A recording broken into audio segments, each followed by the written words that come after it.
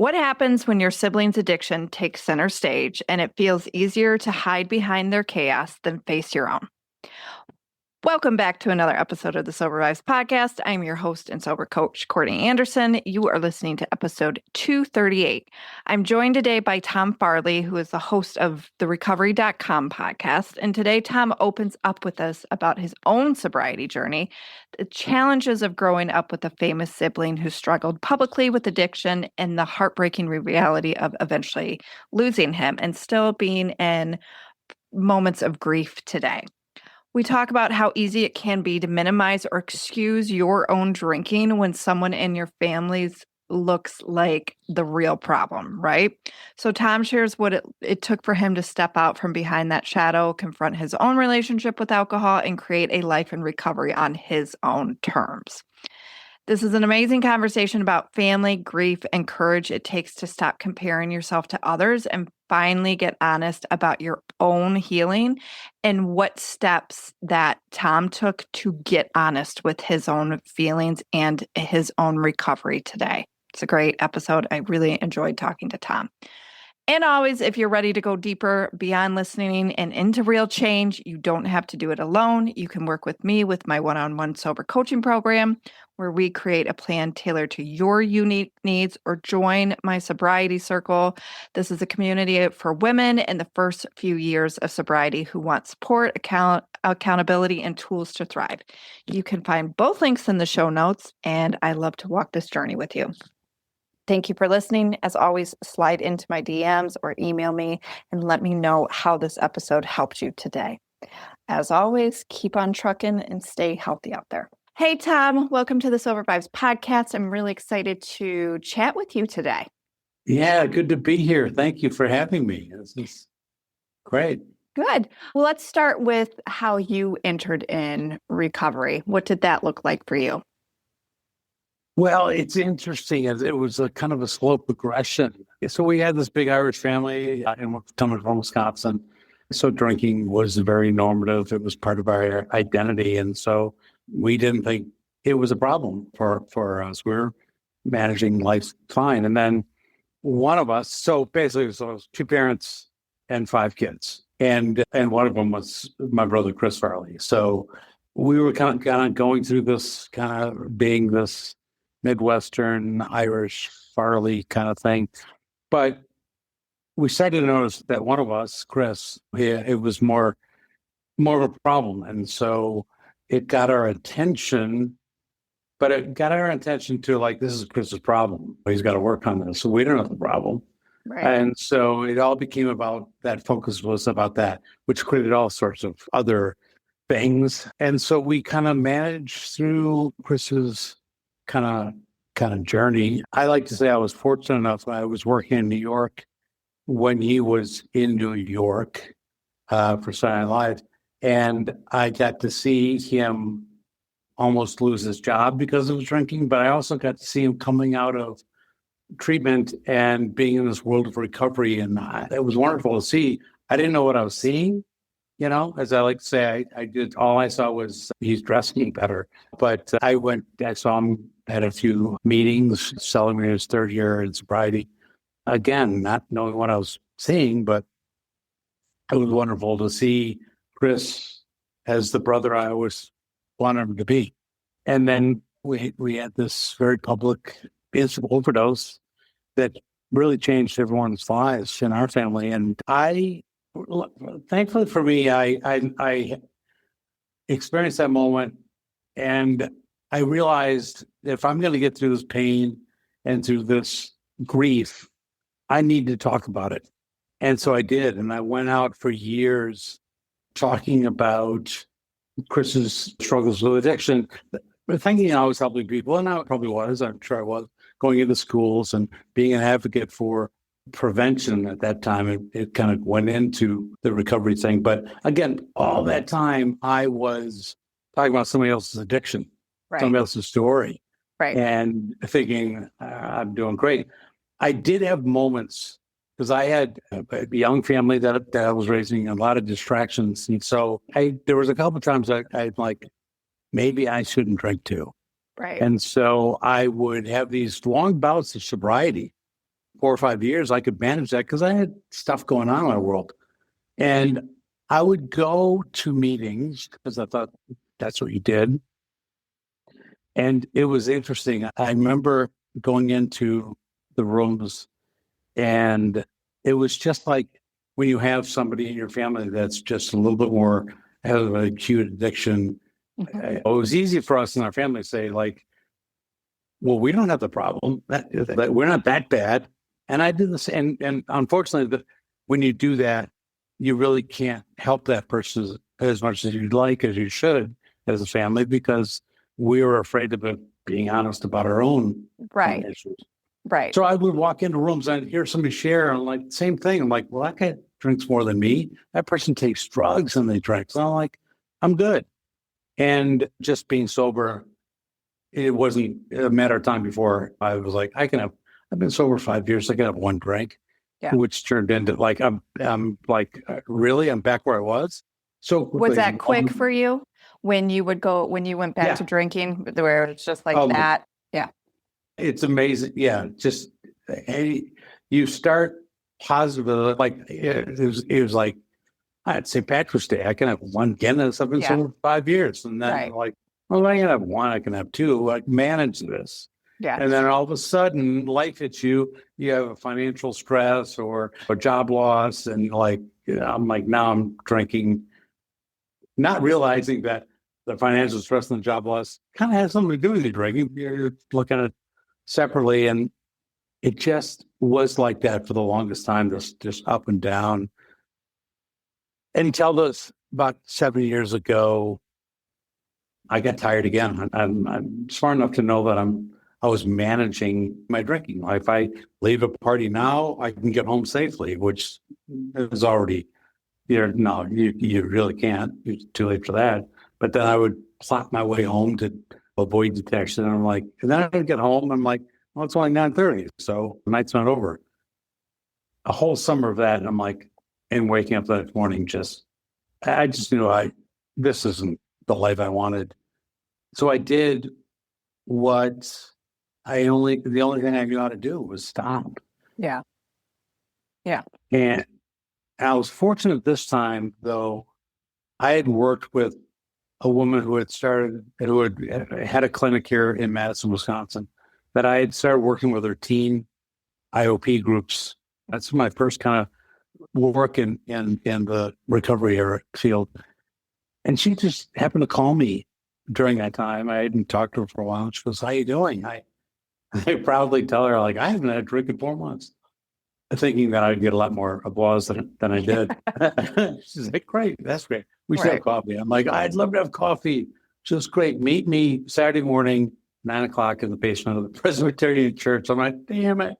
I know where really, yeah. But this just happened to be this person who had helped so many people in our community. How do you say no to that person?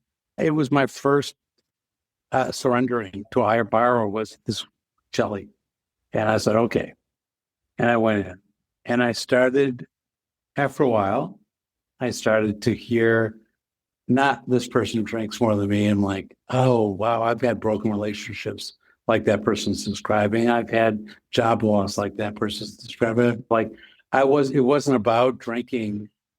And I suddenly realized that recovery isn't about sobriety. You just need, I just needed the clarity that sobriety gave me so I could work on all these things. And like that moment was like, okay.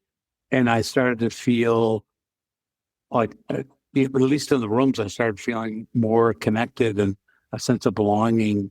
And I started feeling those things. I'm like, yeah, I haven't looked back.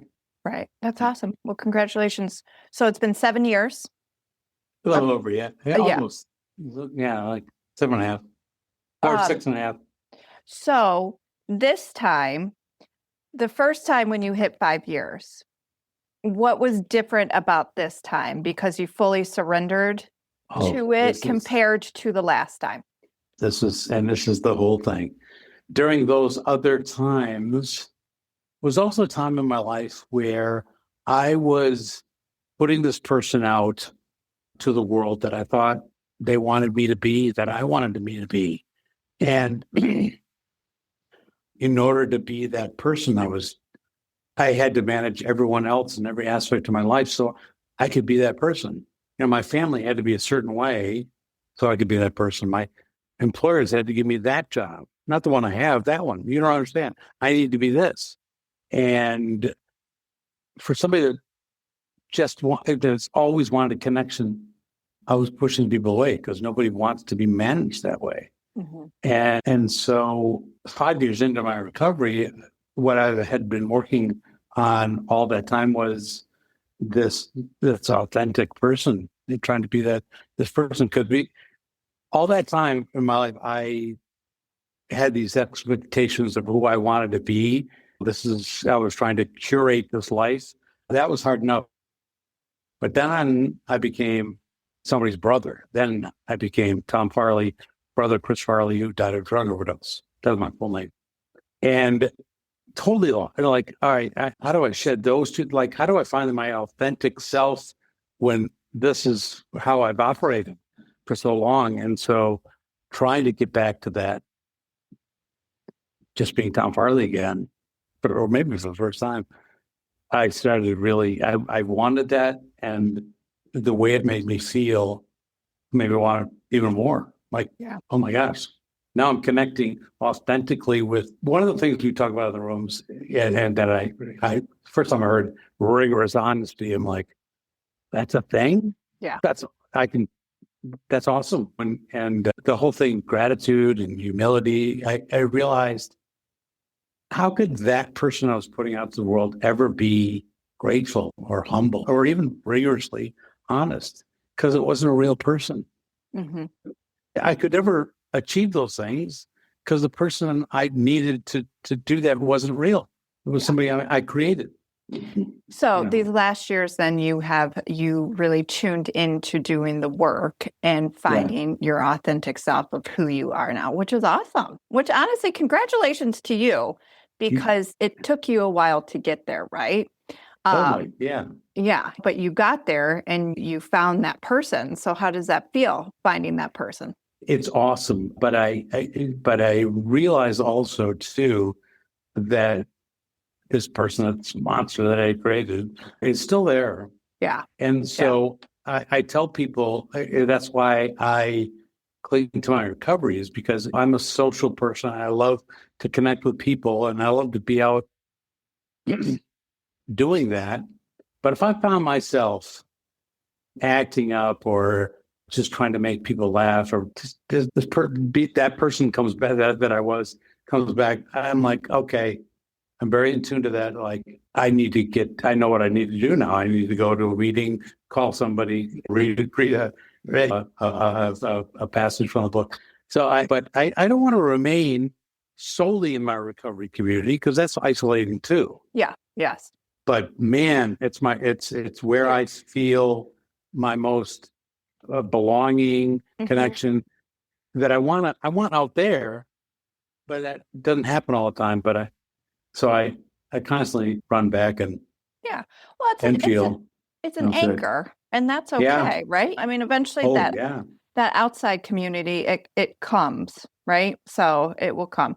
I do have a question for you, because my sister and I have a show within the Sober Vibes podcast. It's a show within a show, and it's me and her, and she is also in recovery.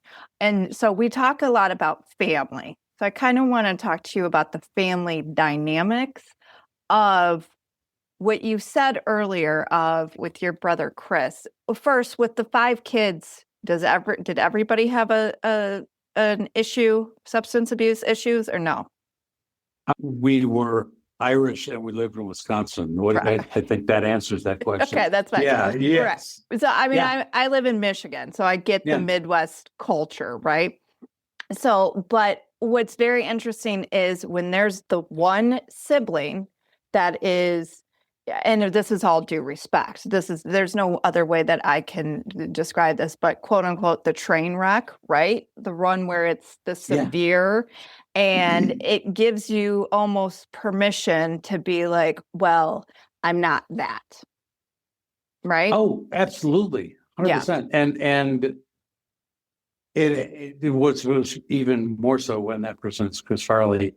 It also it gave me permission to be out, just say things and do things that I would never do in a million years. It's like, yeah, he's Chris Farley's brother. I guess it's okay. It just made it worse. Right. And not only that, but like you tend to focus on that. Yes. And the problem is that we lost Chris in the process.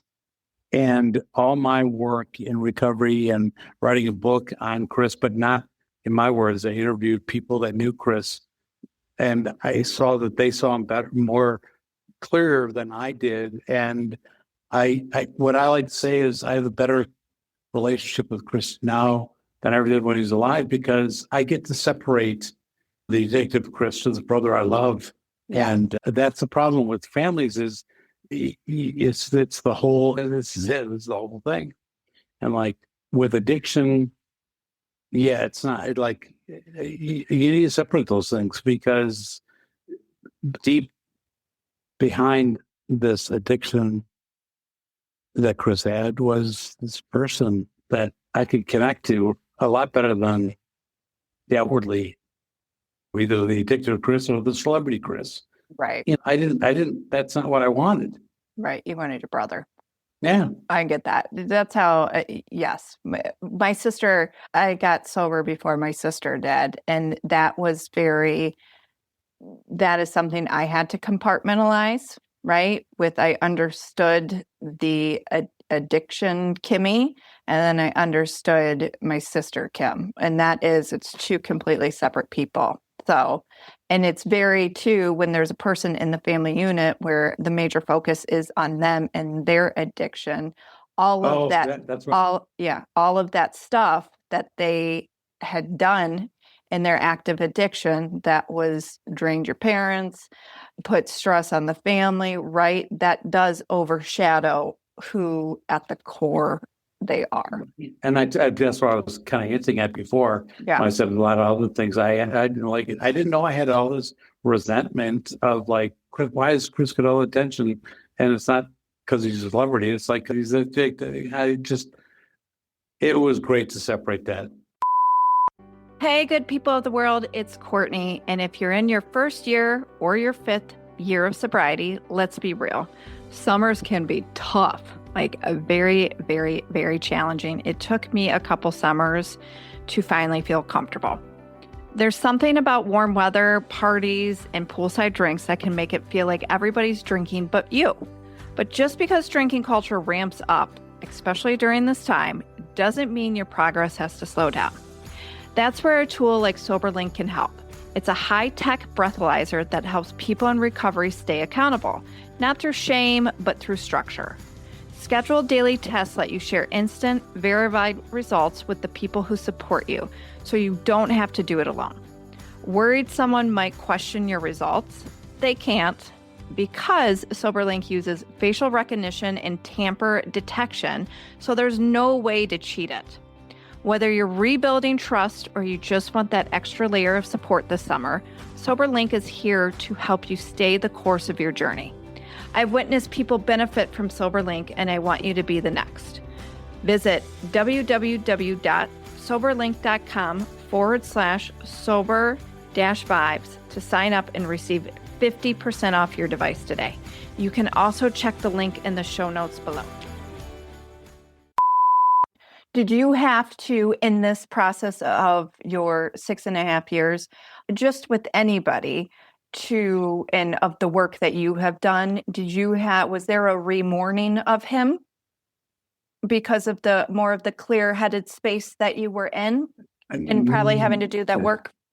No, actually, it was just the opposite. As I said, I got this person back that it's almost like I get to see this different person. It's almost like it's very unique. It's very, I feel like there's only a few people in the world that really got to see that. Yeah. Mm-hmm. Or glimpses of it. And those are wonderful conversations where I meet an old friend or somebody that works. It's like, you know what? I had this moment, and they didn't describe a Chris the celebrity moment. They've tried this Chris the human moment.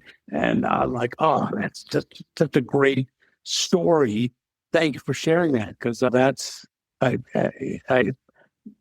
I crave more than anything is those reminders of just what an amazing person this was. Because I didn't see it. He was a real pain in the butt for a long time. For a lot of time, being kind by saying that, but I didn't like feeling that way. Right. I love to joke about like just how like traumatic it was to go to high school with Chris, knowing he was in the same building. But on the same token, no, it was. It was fun. It was great. And so Were you older or were you younger than him? older, yeah. I was in. My sister Barb was the oldest, and then there were four boys. So it was me, Chris, Kevin, and Johnny. So I was the one that had shared that one with Chris. Okay, gotcha. What also too, this is a great one. Would you recommend, because there is that 5 year. I remember when I was 5 years sober, I felt like I was going through a midlife crisis at 35 years old. But you said that it came up where you're like, I can just have one beer. It's St. Patrick's Day, right? And that is so common for so many people, as it's around some milestones where those thoughts come up, right? So now what you know and the work that you have done in the past 6.5 years, what would you tell somebody if they are having those thoughts come up? What would you recommend for them to do? Well, for me, I don't know what I tell people. For me, it was never about sobriety for me. It was about recovery, all these other things. The quicker you make it, about that, the happier you're going to be. It's like, it's not about, I can be around people drinking all the time. Mhm. It's just not about that for me, because I realize it can never give me what I always wanted, was this connection and sense of belonging. I think when you feel like that, there's I know, I remember what that feels like. And I also remember that it was also a time in my life when I had a lot of fear, a lot of self-doubt still. And I think that's an indicator. It's not the I need a drink. It's like, how much fear and self-doubt are you still carrying with you? And I look at myself now, I'm like, I don't have that nearly as much as I did, because, and that's it. The fear and self-doubt was the things that always brought me back to drinking. That's great to hear too. That fear is gone. I'm sure it's not 100%. I wouldn't say gone. But I still like. it's still there. Still have, are they talking about? They're in a group over there. Are they talking about me? It's just a little silliness. Well, and I think too, I think a lot of people in this space, it comes back to confidence and self-esteem and that self-worth. And then that little bit of self-sabotage that will always, that you always have to keep in check, and it's a continuous work in progress. Yeah. The weird thing about it is, what like unlocks that I found is being vulnerable. And the more you can be vulnerable and trust yourself to do that, that's where all these gains come in. But until you kind of learn that, and lean into it and say, okay, I'm gonna be vulnerable, expose myself, and the gain, the people that you draw to you is so much better than the people that are pushed away because of that. Or I don't know. I read too much Brene Brown. That's my problem. I don't know. I don't know. It makes sense. I mean, Brene Brown, she's all about the vulnerability. Yeah. Early in my recovery, those are the things that really made sense to me the most. Is I had this armor on me that like kept the pain out, but it also kept my pain in, and it didn't work. And so, that unlocked a lot of that. Yeah. Vulnerability. It is a powerful thing. Huge. Well, so now you are, I mean, you have been helping others for many, many, many, many years in this arena, I should say. But now you are hosting the recovery.com podcast, the Recovery Yeah. Cast. Yeah. So, yeah. And yeah, we're working on that. What's interesting is, I came to this was a tech company, which is hysterical that I work for that company, but it was originally to match up people. It was a patient first kind of thing, matching up to the right treatment, because it's the Wild West out there on the internet trying to find Yes. help and treatment. And so this company, this product, this website, digital resource that they built was tried to do that as efficiently and ethically as possible. But then they did something, and I was really it grew here right here in Madison, a startup in my hometown, and then they bought the domain name recovery.com. And I remember having a conversation with the founders who said, great for our business. It really focused us on the mission. But all of a sudden we realized we have to honor recovery. We have to be recovery. And that's when I said, I've got to work for you. Because I love that treatment is a good first step for a lot of people, but that's just the recovery, this rest of your life. Yeah. That's where I want to be. And so I said, yeah, you have to hire me. I have to work. And first of all, you're a tech company. You don't know how to get in front of people. Like, that's all I know. That's all I know how to do. So let me help you spread the word. And it's been wonderful. And we've grown on our product side to expand to not just treatment, but sober living and peer recovery and all of this great stuff on the back end of treatment that I love. And this podcast is really, we talk a lot about where we were and what we did and our list of defects. And that's fine to know. You got to know all those things. This life and recovery is just, I want to know about that. I want to hear just how people's lives are transformed the way mine was. Yeah. And so hopefully we'll get to that. The podcast will grow in that direction, I think. But I also just need attention. So I'm glad they're giving me a podcast to do that. So. Well, I mean, but I will go back to what you said of the internet being a Wild West. And that is what I like about recovery.com, because it's a trusted source, because that's another thing. I mean, not all these rehabs are sunshine and butterflies, right? Totally. So, and you do need to be careful, and there's scams everywhere. But so I do like that this is a resource that helps people with that and find the right ones. Yeah, they'll always be there. As is my daughter's always kind of combing through our sites, like, Dad, there's places on your site that are kind of had trouble. I'm like, yeah, we know that, but everyone gets a free list here.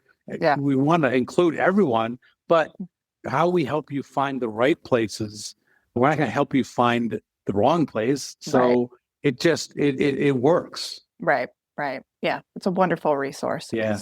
So, well, congrats on the podcast. How many episodes do you have so far?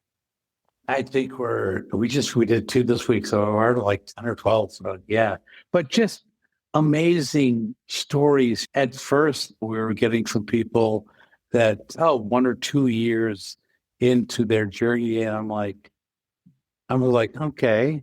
But now when I sit down and talk to these people, I'm like, that's actually like the best. Those are the best stories, because it's so fresh and raw where they came from. And there's so much hope. And we're getting some really, really great people and stories. And I think the ability to help a lot of people, as I like to say, we tell our stories because we don't heal in isolation. Yeah, it's true. And for all the years I've done this, I've said, like, yeah, I'm being a motivating or I'm on a podcast, but like, don't forget, I'm still healing. What you're seeing is me doing this I'm still healing, and that I need to tell people that and tell myself that. Yeah, absolutely. Well, the podcast, it's a fun thing, and it's fun to connect with people that you would have never met before, and you have these conversations with on a random Friday. Yeah, I know. I can't Yeah. get it. I like if this is work, I guess. As I said, I get to help people, which I've always wanted to do. I get to heal, continue to heal, which I love doing. And I finally found something that I'm generally proud of and want to support. This amazing resource, I think, is everything's finally come together. Good. That's awesome. That is the many gifts of sobriety. Right? Mhm. Yeah. Yes. You couldn't have told me that before. Wouldn't have No, believed you. I know. You don't believe it until you're in it and you're like, oh, okay. Well, and you've got to, for me, I've got to feel it too. Yeah. I'll tell you a little story if we have, do have time. Yeah. Story. For sure. One of the first tools I used early in my recovery was I lived a long time in New York, and so when I moved back to Wisconsin, I wouldn't say a road rage, but I was not fun to be in the car with. I was very aggressive. Yeah. And so we say the Serenity Prayer so often that it becomes like, so I get it, but like what is serenity? And how I taught myself that is like, now I'm in the car a lot, but now I just plant myself in the slow lane, right lane. And when the car goes zipping by, I'm like, I can't change that person. I'm going to get where I am, and I'm going to, I can control me. And then, and I continue to listen to whatever podcasts I'm listening and just be in this place. And all of a sudden I'm like feeling differently in the car. And I'm like, that's serenity. Now I know what it feels like. Now, like I've connected a feeling to this word that we say all the time in meetings. I'm like, now it makes sense. I got it. Yeah. Yeah. It clicks when it clicks. Yeah. I got to feel it. Yeah. Absolutely. Well, thank you so much, Tom, for taking the time and talking with us today. And I will connect the podcast in the show notes below, and I will connect recovery.com. So good people of the world, check it out. It's a wonderful resource. And thank you for talking with us. Thank you. Thank you for doing this. Thank you for what you're doing too. I love that there's so many podcasts on the subject. It's good. It is good. Oh, good.